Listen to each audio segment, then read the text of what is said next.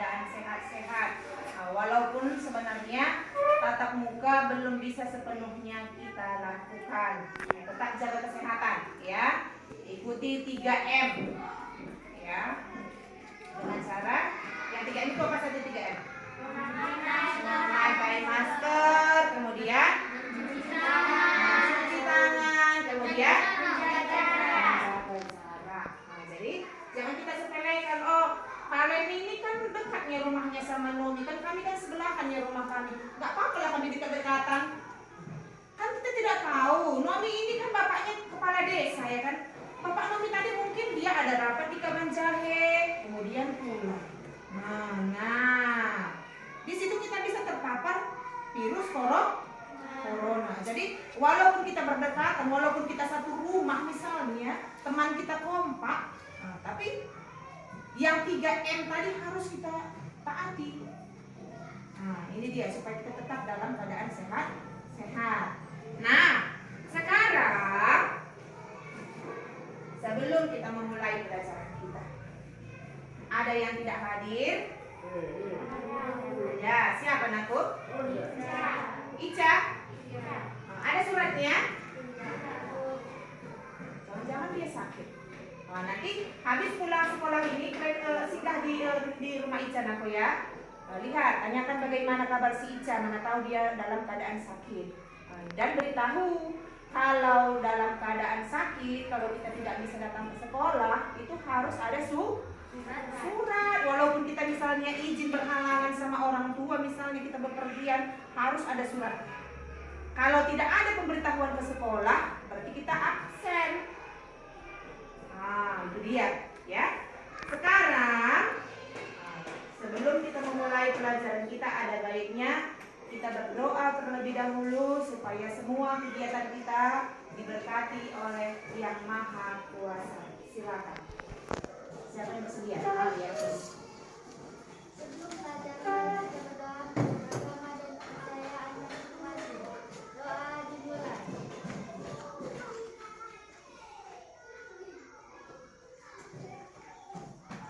Doa selesai. Terima kasih ya Nabila.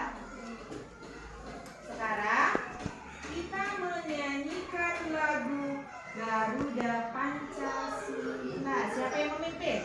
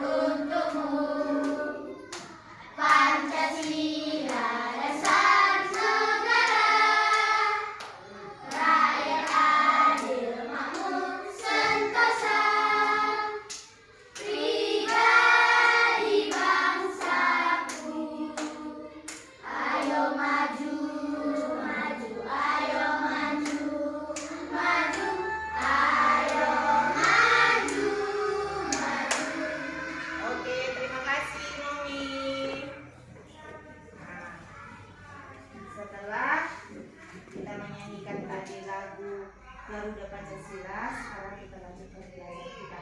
Namun, sebelum kita melanjutkan pelajaran kita, ya, ada yang mau buka. Kira-kira siapa yang masih ingat apa pelajaran kita yang semalam? Ayo, tanda tangan. Nah, bagus lagi lah. Tentang organ gerak. Ada tepuk tangan untuk Nabila. Berarti Nabila belajar di rumah, makanya masih tahu dia apa pelajaran kita semalam. Padahal masih semalam loh. Masih dalam rentang waktu 24 jam. Kemudian yang kita pelajari hari semalam adalah mengenai organ gerak hewan.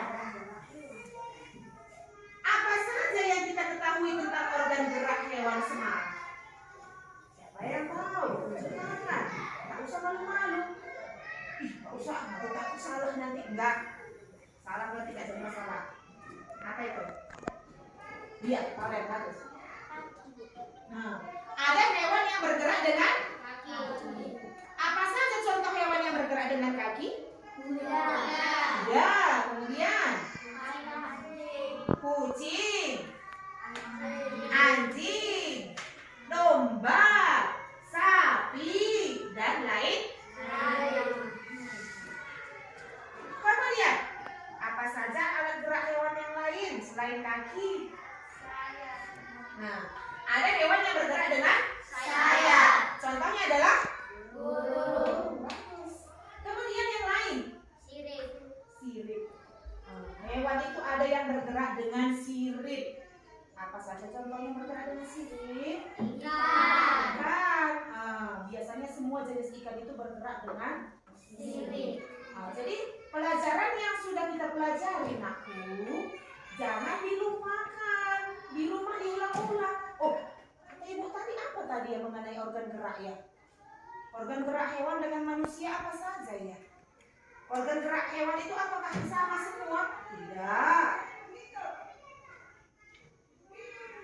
Berbeda-beda semua alat-alat geraknya.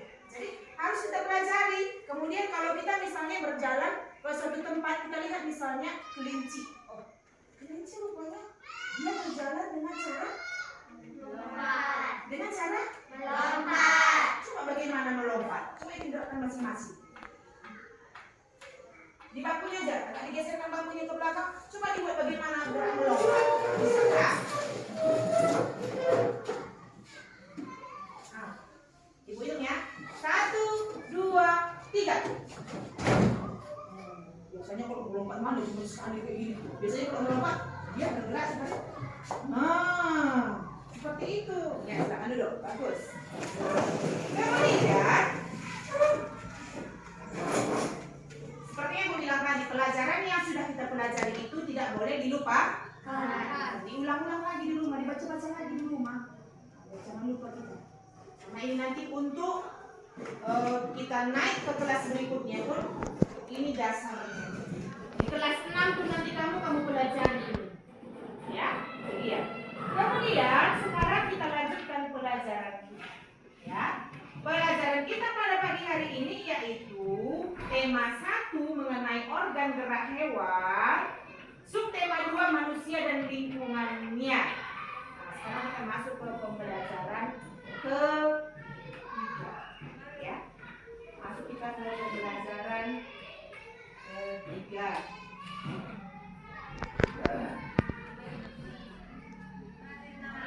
Ya, kemudian adapun tujuan kita untuk mempelajari tema ini, tema 1 ini dengan subtema 2 adalah yang pertama, setelah membaca teks kerukunan umat beragama di Indonesia, siswa mampu mengidentifikasi sikap-sikap yang sesuai dengan nilai-nilai yang terkandung dalam sila Pancasila secara tepat. Nanti setelah kita membaca tentang kerukunan umat beragama, kamu nanti tahu apa saja nilai-nilai yang terkandung dalam Pancasila tersebut. Itu yang pertama. Itu tujuan kita mempelajari tema ini.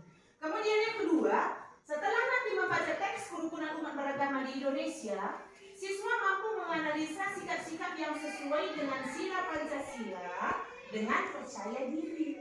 Jadi harus percaya diri. Oh, apa saja nilai-nilai yang terkandung dalam Pancasila? Saya, Bu. Kalau salah itu soal belakangan. Yang penting kita percaya diri. Kalaupun benar nanti jawaban kita, kalau nggak mau kita mengeluarkan pendapat, ada yang tahu? Tidak. Saya dalam hati aja kan pasti jawabannya ini. Pasti jawabannya ini. Atau teman kita, saya, Bu, coba jawab. Wis, itu tadi mau aku bilang lah. Sayang. Kan orang tidak tahu apa yang kita bilang, ya kan? Nah, jadi kalau kita misalnya ada pendapat kita dalam hati, kita utarakan saja.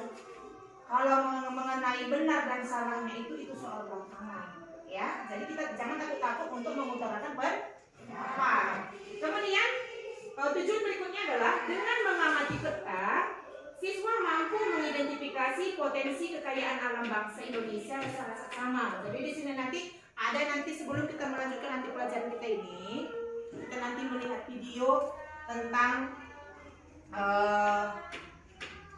peta persebaran penduduk di Indonesia. Iya.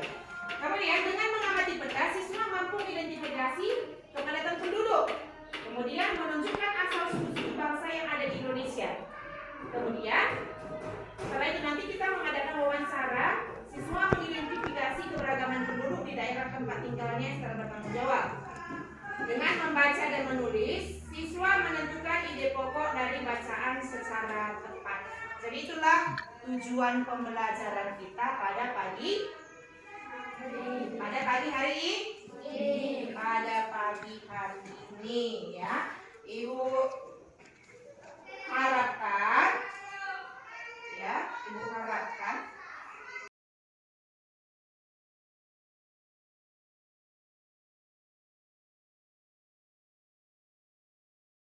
video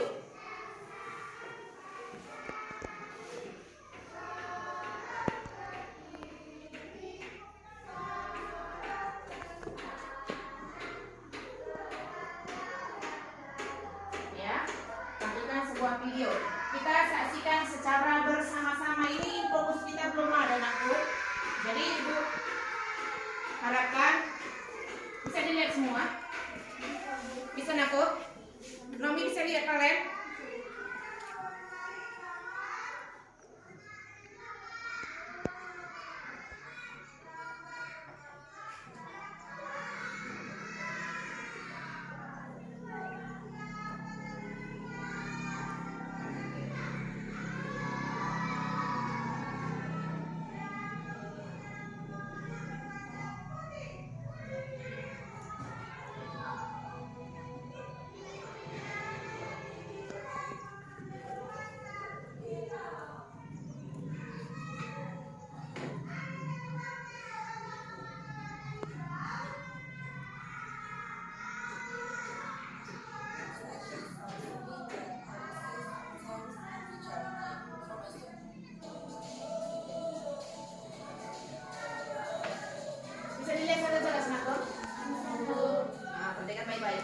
Nanti setelah mengamati video ini ada pertanyaan nanti buat.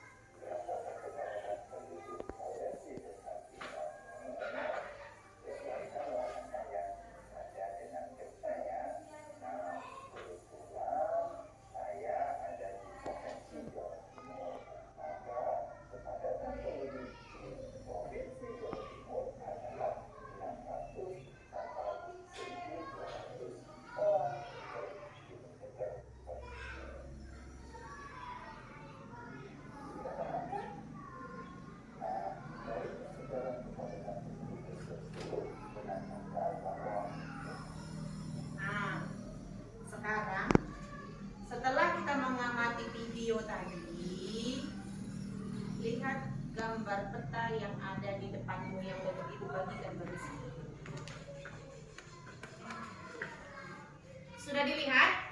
Sudah, Bu. Sudah. Jadi, perhatikan baik-baik. Sesuai dengan video yang sudah kita lihat tadi, bahwasanya Indonesia itu terdiri dari 254 jiwa penduduknya. Ya, bahwa Indonesia itu terdiri atas 254 jiwa. Penduduk tersebut tersebar di 13.466 pulau.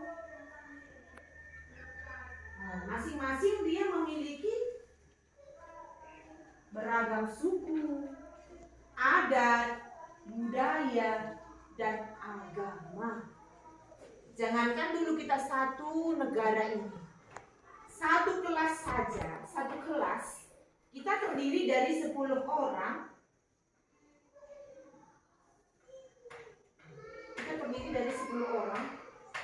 Namun ada perbedaan kita, baik dari segi suku. Nah, di sini Ibu perhatikan sukunya sama semua ini. Kita semua terdiri atas suku kata Karo. Iya. Kemudian dari adat dan budaya, kalau sukunya sama, otomatis adat dan budayanya pun sudah pasti sama. Ya. Kemudian berikutnya adalah agama. Nah, ini yang bisa membedakan antara kita. Ada langsung kelihatan perbedaan di antara kita mengenai agama. Ada berapa agama yang kita ketahui yang ada di Indonesia, yang diakui di Indonesia? Nah, apa saja? Islam, Kristen, Katolik, Hindu, Buddha. Jadi keenam agama tadi tersebar seluruh Indonesia. Seperti Ibu bilang tadi, jangankan Indonesia, dalam kelas ini saja kita terdiri dari beberapa agama. Ada yang Islam, ya kan ada Islam? Coba tunjuk tangan mana yang Islam? Datang Islam. Nah, ada satu orang. Yang beragama Kristen Protestan ada banyak. Ada yang Katolik? Ada tiga orang. Jadi itu dia, ya, bahwa Indonesia itu penuh dengan, selain penuh dengan kekayaan alam, kita juga memiliki banyak keberagaman. Jadi sekarang kita lihat dulu untuk peta persebaran penduduk. Ya. Untuk gambar peta persebaran penduduk. Sekarang kita lihat dulu simbol yang di sebelah kiri. Ada nggak simbol sebelah kiri? Ada. Apa simbolnya di situ? Ada dia persegi panjang, berbeda warna, iya kan? Berbeda warna. Sekarang kita lihat yang untuk hijau saja ada 3 ini, hijau tua, hijau hijau muda, kemudian hijau agak buram. Kita lihat untuk hijau yang tua. Untuk hijau yang tua keterangannya adalah bahwa penduduknya itu, kepadatan penduduknya lebih kecil dari 10 orang per kilometer. Kemudian untuk hijau pucuk pisangnya ini warna kepadatan penduduknya bagaimana? Yang di bawahnya?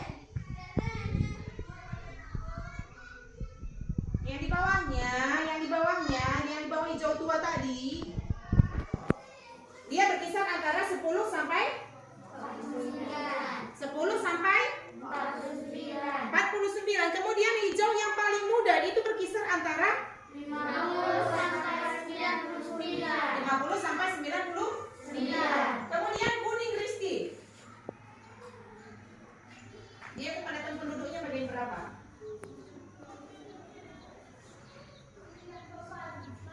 Kuning,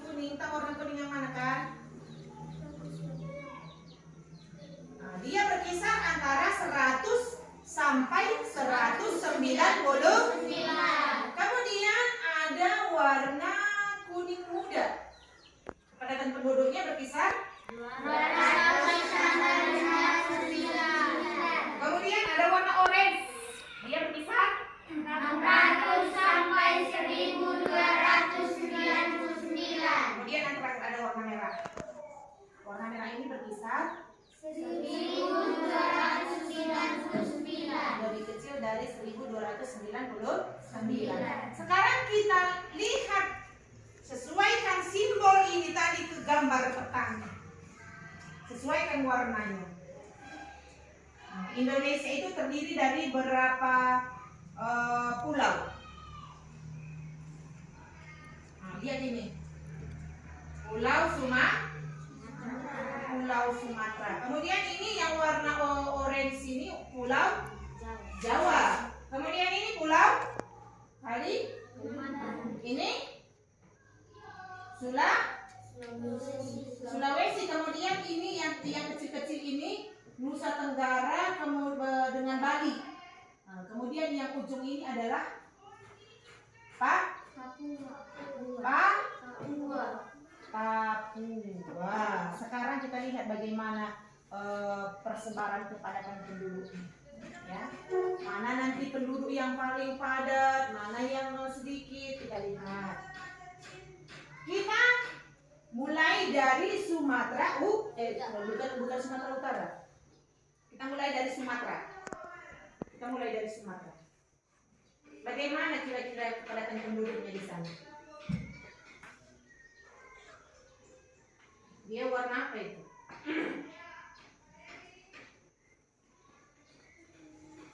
Warna apa? Hijau dan kuning. Tapi di sini yang dominan adalah hijau, ya kan? Hijaunya pun hijau yang berkisar antara 50 sampai 99. Kemudian yang kita lihat yang Pulau Jawa. Pulau Jawa tadi berkisar 600 sampai 1299. Jadi kita lihat dari gambar ini bahwa yang paling padat di situ adalah Pulau Jawa. Nah, sekarang lihat. Ya. Lihat. Ada pertanyaan Ibu kasih dari sini. Ya. Setelah kamu mengamati video tadi,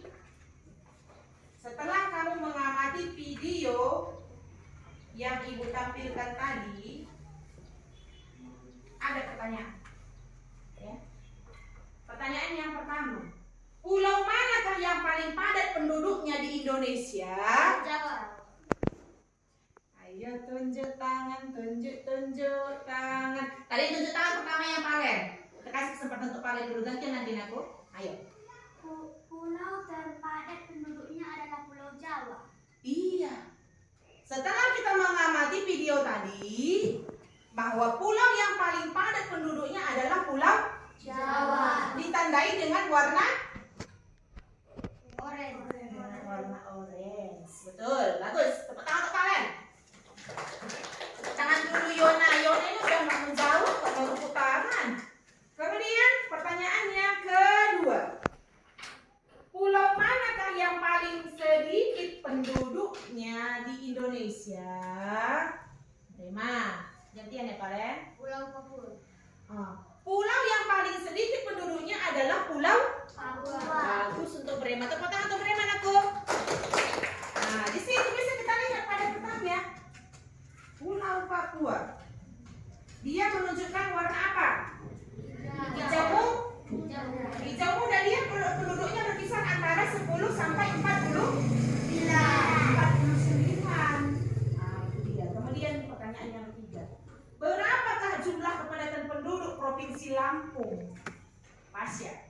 50 sampai Dia berkisar antara 50 sampai dengan 100 100 orang. Ya, dia ini berwarna apa namanya ini, kuning muda. Ya. Kemudian yang keempat, berapakah jumlah kepadatan penduduk Provinsi Papua Barat? Papua Barat ini samping Papua ini. Nah, ayo gantian ya, Lila. kurang dari 10 orang. Kepadatan penduduk Provinsi Papua Barat kurang dari 10 orang per kilometer kuadrat. Ya, itu dia, jadi tak banyak penduduknya.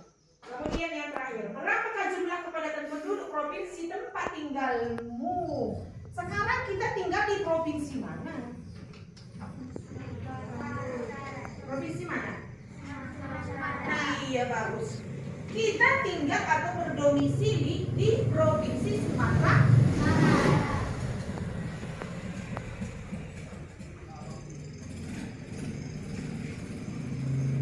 Sekarang kita lihat untuk Sumatera.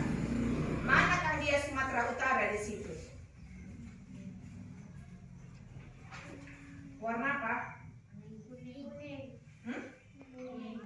Sumatera Utara, anakku. Hijau. Warnaku? Kuning. Warna kuning atau warna hijau? Kuning. Warna kuning. Ini dia kan, ini Sumatera Utara. Setelah kita lihat di mana tempat tinggal kita, yaitu Sumatera Utara. Berapakah kira-kira kepadatan penduduk Sumatera Utara? 100 sampai 199. Berkisar antara 100 sampai 199. Bagus. Jadi kita sudah mengerti kan mengenai memperhatikan persebaran kepadatan penduduk melalui peta. Sudah tahu kita kan?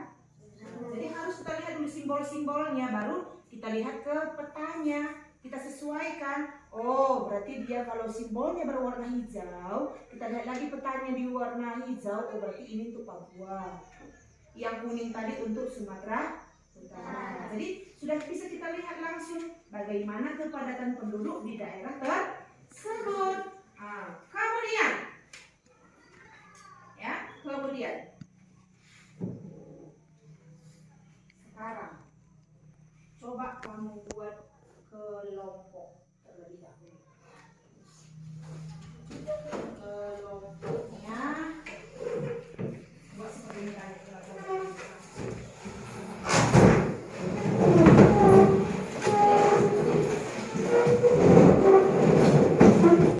Sudah dibuat kelompoknya?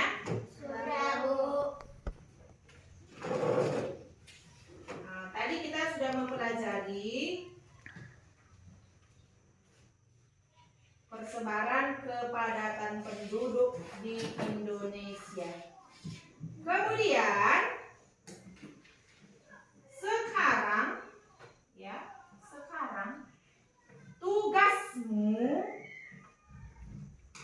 tugasmu yaitu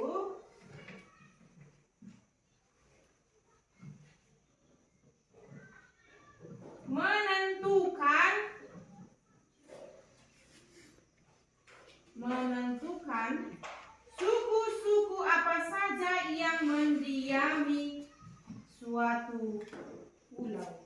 Misalnya Pulau Sumatera itu biasanya suku yang terdapat di sana adalah suku Aceh. Kemudian kita suku apa? Suku Batak. Kemudian ada lagi suku Minang, ada suku Melayu, itu yang terdapat di Sumatera. Berbeda lagi dia di Kalimantan, Sulawesi, berbeda lagi di Maluku, berbeda lagi di Pulau Jawa, dan berbeda lagi suku yang terdapat pada Bali atau Nusa Tenggara. Jadi di sini kita kerja kelompok, ya, kerja kelompok.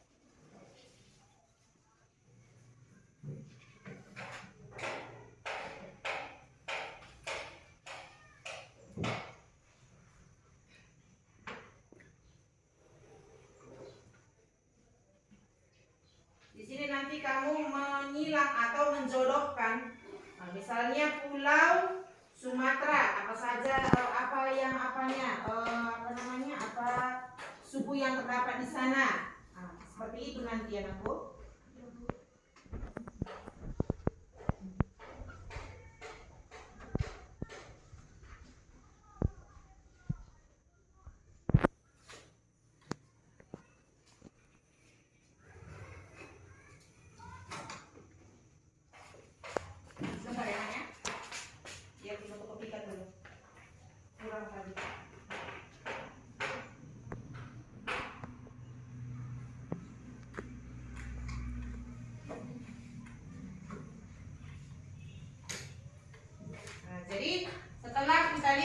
tadi mengenai peta persebaran penduduk tadi, sudah jelas bagi kita bahwa Indonesia itu kaya akan budaya, suku, agama, dan juga budaya atau ras. Jadi kita harus menjaga kerukunan antar umat. Antar umat apa? Antar umat beragama, supaya jangan terjadi perpecahan di negara kita ini, supaya walaupun kita berbeda-beda tapi tetap Satu. kan ada semboyan apa kita itu kan? Dia terdapat di mana itu? Semboyan Bhinneka Tunggal Ika. Dia terdapat pada kaki burung Garuda. Itu diingat. Bhinneka Tunggal Ika, ya, yang artinya adalah walaupun kita berbeda-beda tetapi tetap satu. Kemudian kita lanjutkan lagi. Tadi Ibu bilang tadi kalau suku yang ada di Sumatera tadi ada suku Batak, suku Melayu, kemudian suku Aceh, lagi suku apa lagi tadi? Minang, iya.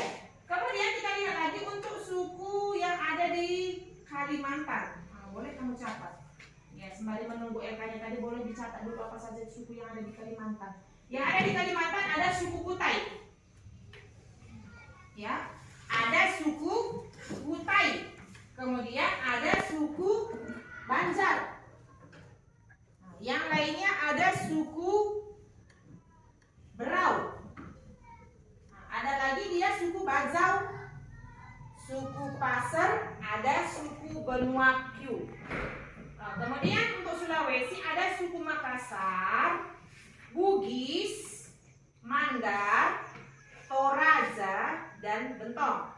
Kemudian untuk Pulau Maluku ada Maba, Mangole, Manipa, Sawai, Wayoli. Itu dia untuk Maluku. Kemudian Pulau Jawa ada Betawi, Jawa, Sunda, Tengger, Baduy. Kemudian Bali ada Riau, Sika, Solor, Sau, dan ada suku Sumba. Jadi satu pulau itu aja pun terdiri atas banyak suku. Jangankan dulu untuk satu pulau seperti Ibu bilang tadi. Satu kampung saja pun kita terdiri dari beberapa suku. Seperti kita lihat di daerah kita masing-masing. Suku apa saja yang ada di daerah kita, di lingkungan kita? Suku apa saja, Mami? Suku Batak Karo. Iya, ada suku Batak. Karo. Kemudian Aceh. ada suku Aceh. Aceh. Lagi. Lihat tetangga sekitar kita kan nggak semuanya orang kita Batak Karo di situ kan? Enggak, dalam satu kampung itu nggak cuma satu suku saja. Kemudian dua saja. Ada apa lagi? Tadi suku Batak Karo, kemudian suku Aceh, lagi.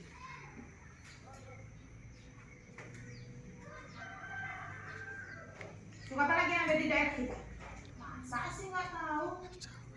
Biasa yang suka jual-jualan mie itu suku apa? Jawa. Iya. Biasanya kan yang banyak berjualan di daerah sekitar kita ini kan orang suku Jawa. Suku Jawa, masa nggak tahu kita? Kan teman kita kan ada suku Jawa. Nah, ada suku Jawa, ada suku Aceh, ada suku apa lagi? Batak Toba. Kemudian ada suku Jawa. Nias pun ada, iya kan? Di daerah kita kan ada Nias kan? Jawa tadi. Jadi di daerah kita ini aja sudah banyak suku-suku yang kita lihat di situ. Nah, sekarang seperti yang gue bilang tadi, tugasmu adalah mengerjakan atau menilang suku Indonesia apa saja.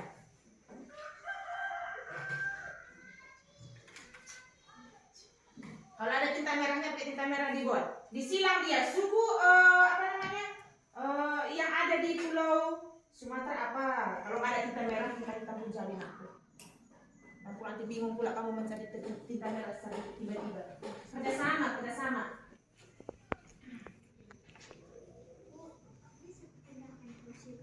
Kenapa nangkep? Mari dari sini mari. Udah bisa apa?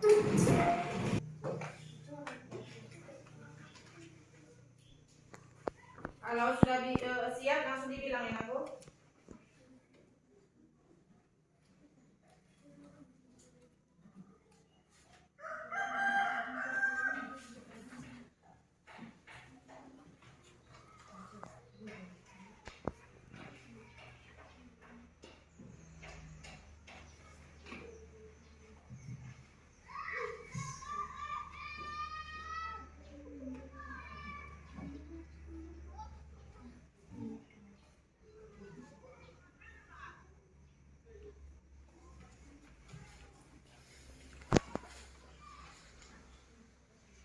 Saling bekerja sama. Ada dibuat nanti di lembar lembar kerjamu itu tuliskan siapa nama ketua. Nah, siapa nama ketuanya, kemudian sekretaris biasanya menulis kerjanya ya kan. Kalau ketua biasanya nanti membacakan hasil dari kelompok kita. Kemudian nama peserta. Sudah tahu Nabila? Nama ketua, sekretaris, kemudian nama peserta atau nama anggota boleh. Tuliskan di atas atau di sampingnya pun bisa. Nah, setelah nanti selesai,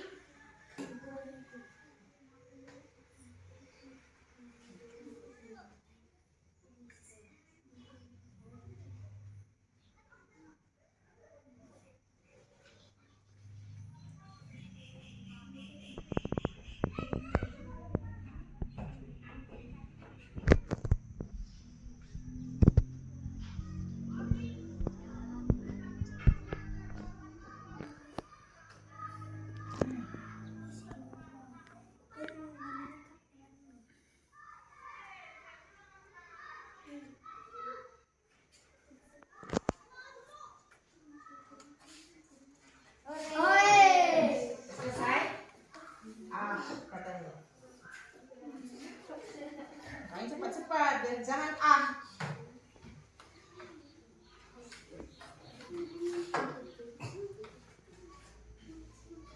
Sudah siap Prima?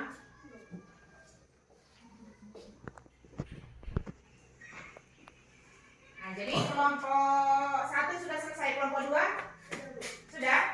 Nah, sudah. Tadi bisa dikumpulkan nanti biar ikut nilai.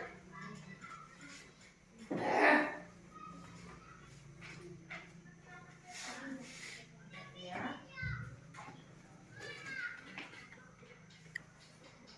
Nah, sekarang kita lanjutkan. Tadi kita bilang bahwa Indonesia itu terdiri dari banyak suku, beragam agama. Kemudian supaya kerukunan umat beragama bisa terjalin dengan baik, maka harus dilandasi oleh nilai-nilai luhur Pancasila. Jadi tadi kita bilang banyak agama, banyak suku, banyak ras, banyak budaya. Jadi dari keberagaman budaya dan suku atau agama tadi, kita harus melandasinya dengan nilai-nilai luhur Pancasila supaya tidak terjadi perpecahan. Kalau tidak dilandasi dengan nilai-nilai luhur Pancasila tadi, bisa terjadi perpecahan. Perpecahan yang ada bisa menimbulkan peperangan. Jadi sebelum kita lanjut ke nilai-nilai luhur Pancasila, di sini ada yang mau ibu tanyakan. Jangan-jangan kita kelas 5 pun kita nggak tahu kita apa saja bunyi dari sila Pancasila itu. Ada berapa bunyi dalam Pancasila? 5. 5. Bunyi sila yang pertama apa? Ketuhanan yang Maha Esa. Coba satu orang, Yona. Ketuhanan yang Maha Esa. Ketuhanan yang Maha Esa. Itu bunyi sila yang pertama. Bunyi sila yang kedua. Kemanusiaan yang adil dan beradab. Bagus. Kemanusiaan yang adil dan Beradab.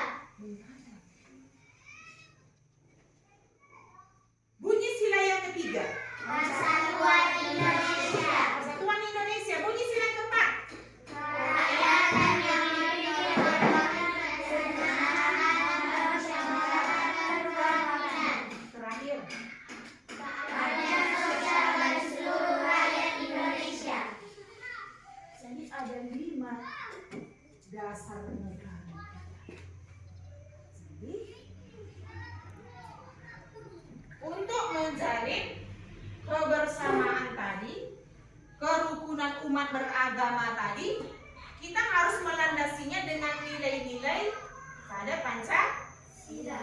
Ada Pancasila. Sekarang kita lihat untuk sila yang pertama. Sila yang pertama tadi bunyinya adalah Ketuhanan yang Maha Esa. Ketuhanan yang Maha Esa. Kemudian kira-kira apa saja nilai luhur yang terkandung pada sila pertama? Siapa yang tahu? Nabila, ayo. Bebas memeluk agama dan menjalankan ibadah, rajin beribadah, tidak memaksakan agama kepada orang lain, menghormati orang lain yang sedang beribadah dan merayakan hari besar agamanya. Jadi nilai-nilai luhur yang terdapat pada sila pertama itu adalah yang pertama, bebas memeluk agama dan menjalankan Ibadah. Jadi tidak ada paksaan dari orang lain kita mau memilih agama apa. Misalnya kita mau menganut agama Islam, tidak ada yang memaksakan. Nomi harus memeluk agama Islam, tidak ada. Kita bebas. Kemana kita rasa nyaman untuk beribadah? Bebas kan? Bebas. Bahkan dalam keluarga misalnya kan, bapaknya misalnya beragama Islam, ibunya beragama Kristen, anaknya beragama Konghucu ada. Jadi tidak ada keharusan. Jadi kita bebas. Begitu juga dengan menjalankan ibadah. Kita bebas untuk menjalankan ibadah. Seperti misalnya yang beragama Islam ada puasa. Jadi puasa itu kita bebas menjalankannya. Tidak ada paksaan dari orang lain. Namun walaupun tidak ada paksaan, ya kita ada urusan kita dengan Tuhan kita. Misalnya kita tidak berpuasa, nggak usah berpuasa, capek, lapar. Itu sudah urusan kita dengan Tuhan kita. Tapi kalau kita misalnya menjalankan ibadah puasa tadi, kita ada apa yang kita dapat? Pahala. Ada pahala yang kita dapatkan. Pahalanya tadi untuk siapa? Ya untuk kita sendiri, ya kan? Nggak mungkin kamu yang berpuasa, kamu yang mendapat pahala, ibu yang menikmatinya, nggak mungkin, ya kan? Nah itu dia. Jadi kemudian rajin beribadah, kemudian tidak memaksakan agama kepada orang lain. Nah, jadi kalau kita misalnya beragama Kristen, ayo Asia, kita gabung ke gerejaku aja. Kamu nggak usah ke gerejamu itu nggak bagus, itu tidak boleh. Ya. Kemudian berikutnya adalah menghormati orang lain yang sedang beribadah dan merayakan hari besar agamanya. Misalnya yang beragama Islam sedang menjalani puasa. Ya, kita sekolah, kita Kristen, kita tidak puasa. Apa yang harus kita lakukan? Kita Kristen, teman kita puasa, dia Islam. Apa yang harus kita lakukan? Iya, bagus. Untuk kamu terbalik.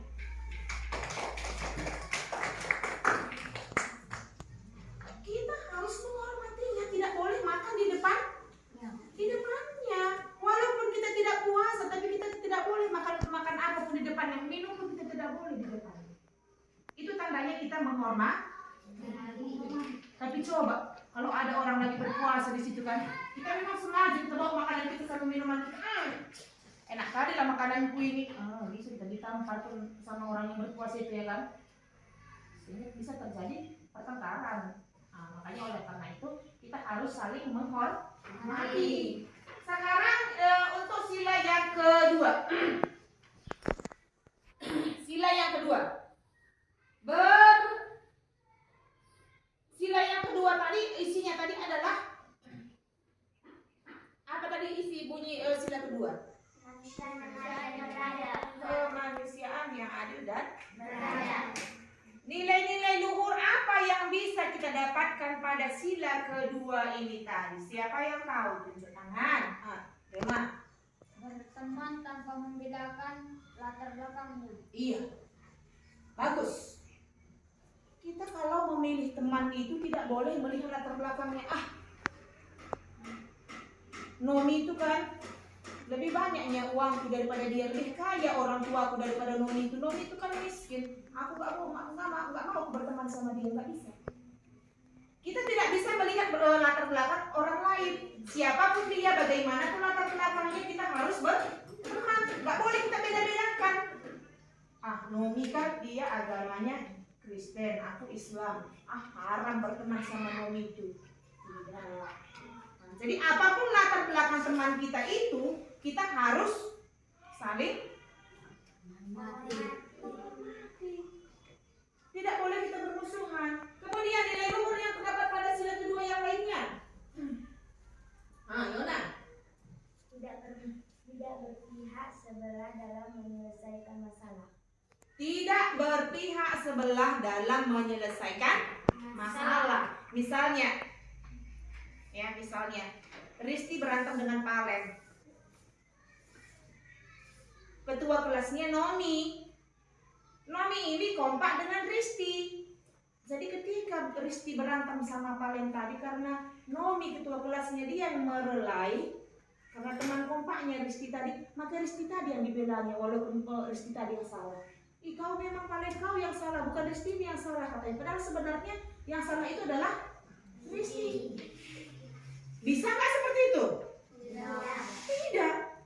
Jadi siapapun dia, walaupun dia teman kita sekalipun, siapa yang salah tetap disalahkan. Kita tidak boleh berpihak kepada salah satunya. Sekarang, ya tugasmu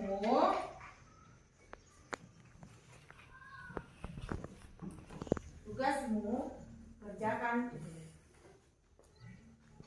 apa saja. Sila ke-1 ketuhanan yang Maha Esa, apa saja nilai-nilai yang terkandung pada sila pertama.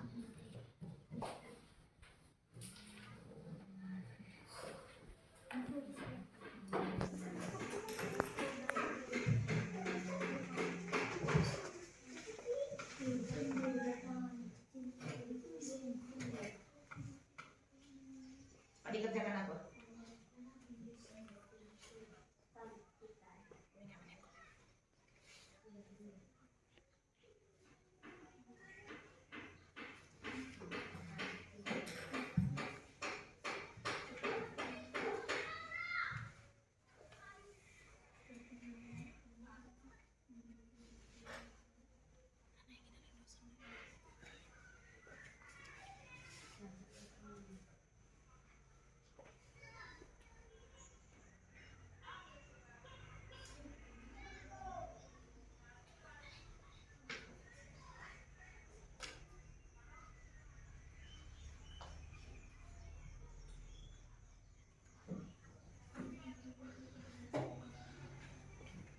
Sudah siap? Ya, kerjakan. Saling kerjasama mengerjakannya, nak ya, jangan sendiri-sendiri.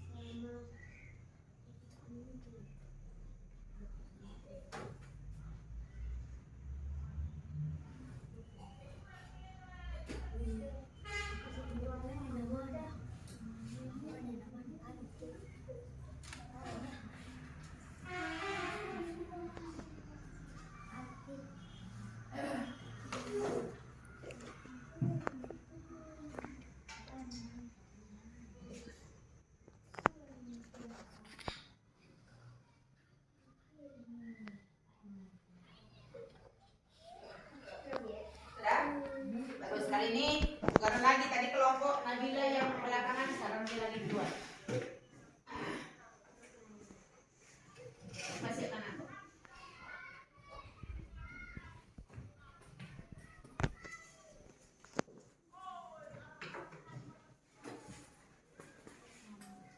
Oke, terima kasih.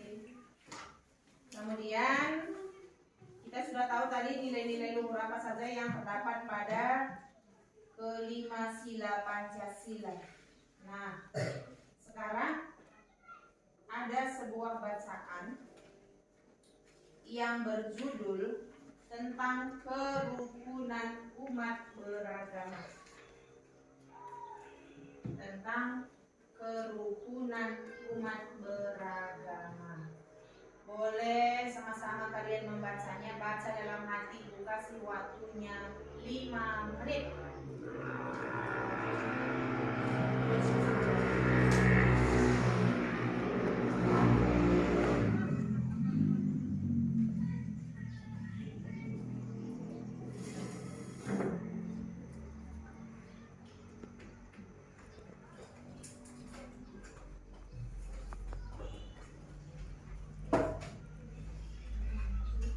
Bisa nangkep?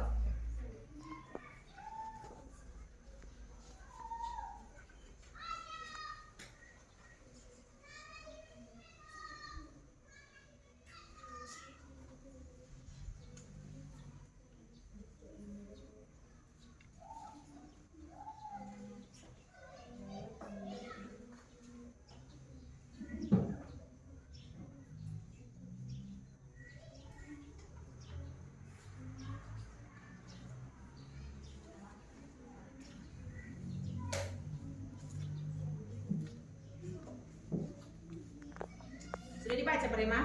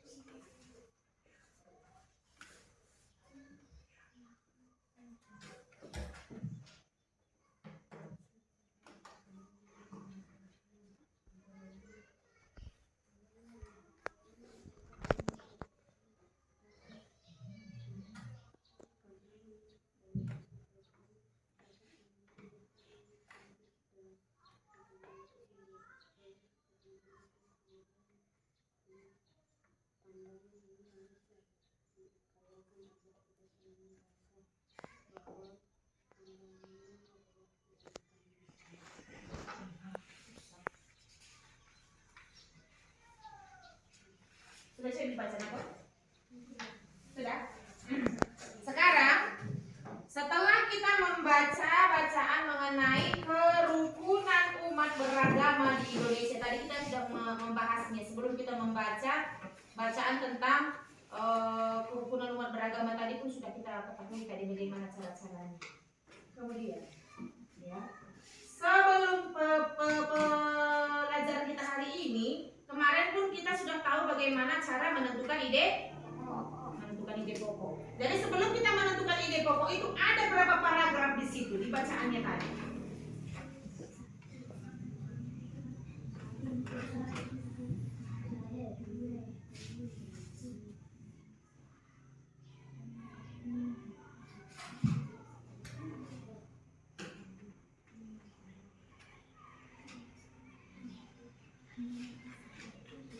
Ada berapa paragraf yang ada di bacaan tersebut? 5. Masih kurang tepat. 8. Kurang tepat. 7. Kurang tepat. 7. Di situ kan sudah Ibu bilang kan bagaimana cara menentukan paragraf kan? Coba diulang. 6 atau 7 atau 8? Atau 5? Kenapa 6? Coba lihat. 5 di belakangnya? 1. 7. Iya. Jadi di bacaan tersebut ada 7 paragraf. pokok pada paragraf pertama, paragraf kedua, paragraf ketiga sampai paragraf keempat. Paragraf pertama, kedua, ketiga sampai paragraf ke-7. Jadi nanti tugasmu di rumah, tentukan nanti ide pokok pada setiap paragraf tersebut. Itu nanti PR-mu di rumah. Sudah mengerti? Nanti boleh dikerjakan secara bersama-sama di rumah pun boleh. Nih.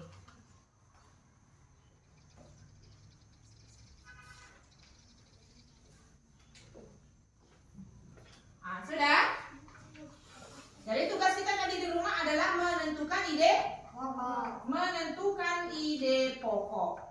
Nah, sebelum kita menutup pembelajaran kita, kira-kira masih ada yang belum paham? Masih ada kira-kira yang belum dimengerti? Boleh bertanya.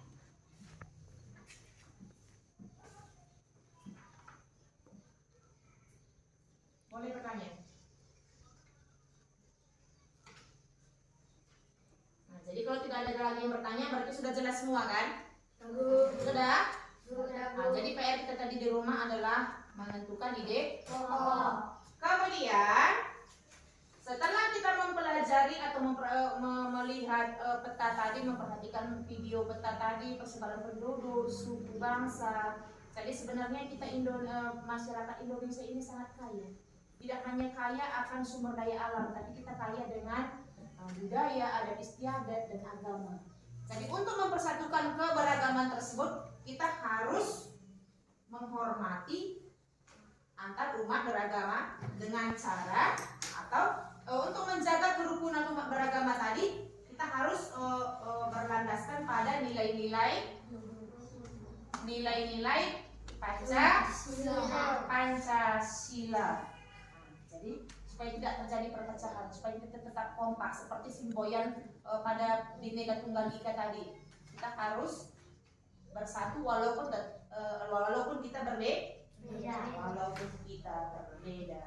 Nah, sebelum kita menutup pembelajaran kita nyanyikan dulu salah satu lagu daerah. Siapa yang memimpin?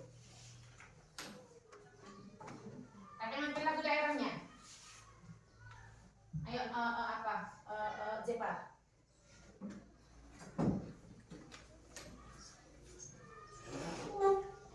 Semangat, boleh sambil tepuk tangan pun boleh ya.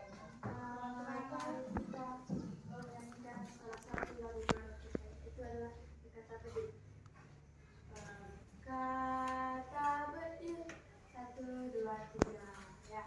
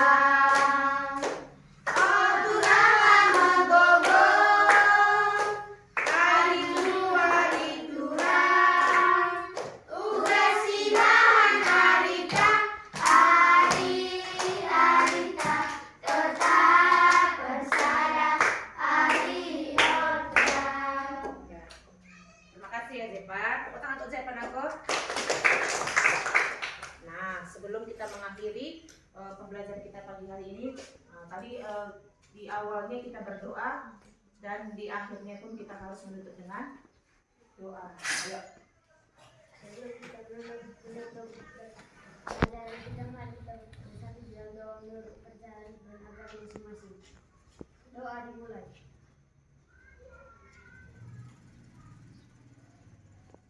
Doa selesai. Jadi pembelajaran kita pada siang hari ini cukup sekian. Jadi jangan lupa PR-nya tadi dikerjakan.